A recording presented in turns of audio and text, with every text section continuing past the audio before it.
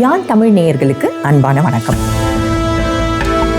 நண்பர்களே, நாம எப்படி ஒவ்வொரு வீடியோலையும் ஒவ்வொரு திருக்குறளை அறிமுகம் செய்யறோமோ அந்த மாதிரி அண்ணல் காந்தியடிகளும் 2 திருக்குறளை பொருத்தமான உதாரணத்தோட அறிமுகம் செஞ்சிருக்காரு.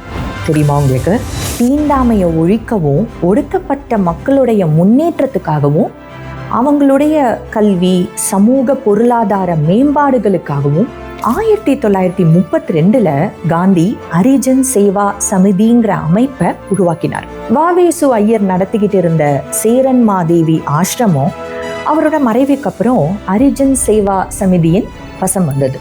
வாவேசு ஐயர் அவர்கள் ஆங்கிலத்துல திருக்குறளை மொழிபெயர்த்த புத்தகங்கள்ல 1000 பிரதிகள் கைவசம் இருந்தது. அவற்றையெல்லாம் விற்று கிடைக்கிற வருவாயை ஒடுக்கப்பட்ட மக்களுடைய நலனுக்காக செலவிட நினைச்சாரு காந்தி.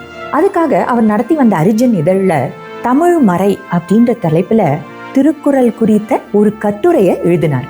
அதுல வாசகர்களுடைய ஆர்வத்தை தூண்டுறதுக்கு 2 குறள்களையும் அதுக்கு பொருத்தமான ஆங்கில கவிஞர்களின் வரிகளையும் குறிப்பிட்டு எழுதினார்.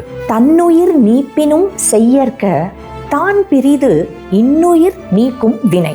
327வது குறளான இந்த குறளுக்கு விளக்கம் என்னன்னு பாத்தீங்கன்னா, தன்னுடைய உயிரே போயிடும் அப்படின்ற நிலைமை வந்தா கூட இன்னொரு உயிரை கொல்ற காரியத்தை செய்யக்கூடாது அப்படிங்கிறது தான். இதுக்கு காந்தி ஆலிவர் கோல்ட்ஸ்மித் எழுதிய வரிகளை ஒப்பிடுறார். சுதந்திரமாய் இப்பள்ளத்தாக்கில் உலவும் எந்த மந்தைக்கும் மரணத்தை நான் விதிப்பதில்லை. என்னை கண்டு இறங்கும் பேராற்றலால் கற்பிக்கப்பட்ட நான் அவற்றை கண்டிறங்கவும் கற்றுக்கொண்டேன். காந்தி கடுமையா நோய் வந்த போது கூட மருத்துவர்கள் பலமுறை அவரை அசைவம் சாப்பிட வலியுறுத்தியும் அவரு சாப்பிட மறுக்கிறார். அவரை ஈர்த்த குறளை இப்போ புரிஞ்சுக்க முடியுது இல்லையா?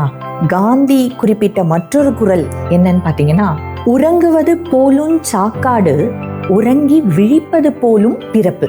339 குறளான இந்த குறளுக்கான விளக்கம் வில்லியம் வேர்ல்ஸ்வொர்த்தினுடைய மரணம் என்பது உறக்கமும் மறதியும் அன்றி வேறில்லை வரிகளோட ஒப்பிட்டு பார்க்கிறார் காந்தி. தூங்குவதை போன்றது மரணம், தூங்கி விழிப்பதை போன்றதே பிறப்பு என நேரடியா பொருள் சொன்னாலும் இந்த திருக்குறள் பல்வேறு லேயர்கள் கொண்டவை. செயலூக்கம் இன்றி உறங்கி கிடப்பது மரணத்துக்கு சமம். சுதர்மத்தை உணர்ந்து விழிப்புணர்வை அடைவது புதிதாக பிறப்பதற்கு சமம் என்பதே இந்த குறளுக்கான என்னுடைய புரிதல். நண்பர்களே, திருக்குறள் அப்படிங்கிற அற்புதத்தை காந்திக்கு அறிமுகம் செஞ்சது யாருன்னு தெரிஞ்சா அதை கமெண்ட்ல சொல்லுங்க. ஒரு க்ளூ தரட்டுமா? அவர் ஒரு தமிழரும் இல்ல, இந்தியரும் அல்ல. மீண்டும் அடுத்த வீடியோவில் சந்திப்போம்.